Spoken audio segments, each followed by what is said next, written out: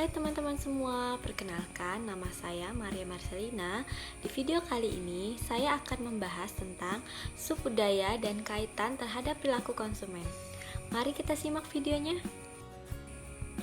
Yang pertama, ada pengertian subbudaya atau subkultur. Salah satu unsur lingkungan sosial adalah budaya. Budaya adalah segala nilai, pemikiran, simbol yang mempengaruhi perilaku, sikap, kepercayaan, dan kebiasaan seseorang dan masyarakat.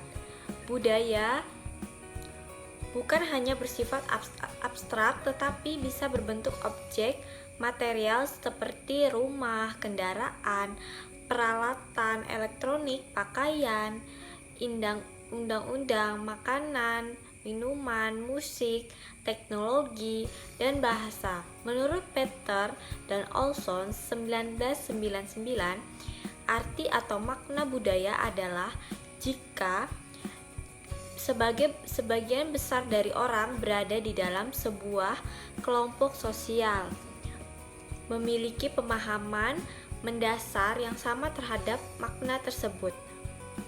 Angel, Bacon, dan Mineral 1995 menyebutkan 10 sikap dan perilaku dipengaruhi oleh budaya, yaitu yang pertama ada kesadaran diri dan ruang, yang kedua ada komunikasi dan bahasa, ada pakaian dan penampilan, makanan dan kebiasaan makan, makanan dan kesadaran akan waktu, hubungan keluarga, organisasi dan lingkungan pemerintah, nilai dan norma, kepercayaan dan sikap, ada proses mental dan belajar. Yang berikutnya, subbudaya atau subkultur adalah sekelompok orang yang memiliki perilaku dan kepercayaan yang berbeda dengan kebudayaan induk mereka. Subbudaya dapat terjadi karena perbedaan usia, ras, etnis, kelas sosial, dan gender anggotanya. Dan dapat pula terjadi karena perbedaan estetika, agama, politik, dan seksual. Anggota dari suatu subbudaya biasanya menunjukkan keanggotaan mereka dengan gaya hidup atau simbol-simbol tertentu. Yang berikutnya, ada perilaku konsumen internasional. Keyakinan dan perilaku konsumen berubah dengan cepat untuk mengikuti dan mungkin bahkan mengikuti perubahan itu. Perusahaan harus memanfaatkan wawasan konsumen yang mendalam. Beberapa bulan setelah virus corona baru pertama kali terdeteksi di Amerika Serikat, krisis COVID-19 terus menjungkir balikan kehidupan dan mata pencaharian orang Amerika. Ilmu perilaku memberitahu kita bahwa mengidentifikasi kepercayaan, kebiasaan, dan momen puncak konsumen yang baru adalah inti untuk mendorong perubahan perilaku. 5 tindakan dapat membantu perubahan mempengaruhi perilaku konsumen untuk jangka panjang. Yang pertama, ada memperkuat keyakinan yang positif. Yang kedua, ada perubahan kebiasaan yang muncul dengan penawaran baru. Yang ketiga, ada mempertahankan kebiasaan baru menggunakan isyarat kontekstual.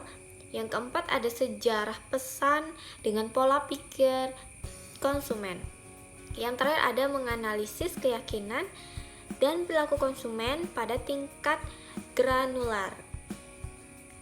Ada Korean kultur. Yang pertama ada nasionalisme. Nasionalisme di sini di Korea sikap nasionalismenya sangat tinggi. Yang kedua ada Go Green.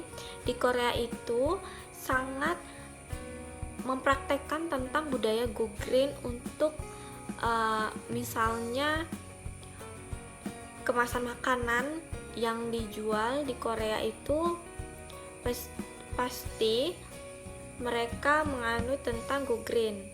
Speechless, ada emosional, ada kecanduan smartphone, ada memiliki tetangga yang serumpun, mixed up dan teknologi, ada pressure, ada etika, ada cinta produk sendiri.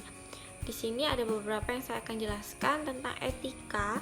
Di Korea, etika itu sangat yang paling utama ditingkatkan di negara Korea tersebut.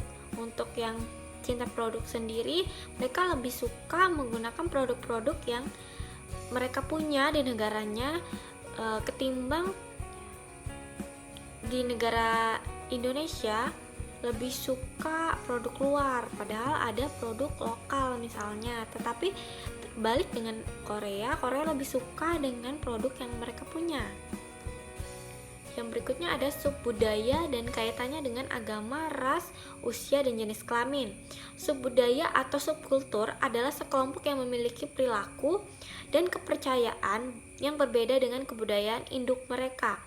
Banyak subbudaya yang membentuk segmen pasar penting dan pasar merancang produk dan program pemasaran yang akan disesuaikan dengan kebutuhan mereka. Berikut kaitan subbudaya dengan agama, ras, usia, dan jenis kelamin. Yang pertama, subbudaya kaitannya dengan agama. Masalah yang dihadapi pemasar dalam usahanya subkultural ini terutama rasa yang tidak pantas mencampur adukan agama dan bisnis. Biasanya perilaku konsumen dipengaruhi secara langsung oleh agama dalam hal membutuhkan produk yang secara simbolis dan ritual dihubungkan dengan perayaan hari-hari raya agama seperti Idul Fitri dan Natal. Yang kedua ada subbudaya kaitannya dengan ras. Perbedaan etnis bahwa keyakinan, nilai-nilai dan kebiasaan etnis yang satu dengan yang lain berbeda. Contohnya, dari warna kulit, tinggi badan, dan wajah, meskipun sama tapi ada perbedaannya. Maka disinilah seringkali dipakai pemasar untuk membuat segmentasi pasar dan penentuan pangsa pasarnya. Yang ketiga ada subbudaya kaitannya dengan usia. Kelompok usia juga dapat dianalisis sebagai subbudaya karena sering memiliki nilai dan perilaku yang berbeda. Namun, pemasar harus berhati-hati dalam mensegmen konsumen jika didasarkan pada usia mereka yang sebenarnya karena sebagai konsumen dewasa, mereka masih muda. Sebaliknya ada pula konsumen remaja yang menganggap dirinya sudah dewasa. Yang keempat ada subbudaya kaitannya dengan jenis kelamin. Isu tentang jenis kelamin atau gender dan diskriminasi seksual yang semakin marak belakangan ini terjadi telah mengundang para ahli untuk memasuki gender sebagai suatu kategori subbudaya. Selama ini, orang mengenal dan menerapkan ciri-ciri dan peran-peran tertentu bagi pria dan wanita. Pemasangan iklan sampai sekarang pun masih menonjolkan peran yang berhubungan dengan antara jenis kelamin dan selera konsumen seringkali dipengaruhi oleh faktor-faktor yang berhubungan dengan jenis kelamin. Yang berikutnya ada subbudaya dan kaitannya dengan geografi dan wilayah. Geografi adalah ilmu tentang permukaan bumi, hasil yang diperoleh dari bumi. Segmentasi geografis membagi konsumen menjadi beberapa segmen berdasarkan tempat tinggal mereka. Variabel geografis variabel tersebut antara lain ada wilayah, ukuran daerah, ukuran kota, dan kepadatan dan iklim. Mengapa segmentasi geografis penting? Yang pertama, segmentasi geografis menunjukkan lokasi tinggal mempengaruhi kebutuhan dan selera konsumen. Terus yang kedua ada jangkauan wilayah geografis juga mempengaruhi konsumen sumber daya. Ada kaitan subbudaya dengan wilayah. Subbudaya adalah sekelompok orang yang memiliki perilaku dan kepercayaan yang berbeda dengan kebudayaan induk mereka. Sedangkan wilayah adalah sebuah daerah yang dikuasai atau menjadi teritorial dari sebuah kedaulatan. Sekian video presentasi dari saya. Terima kasih.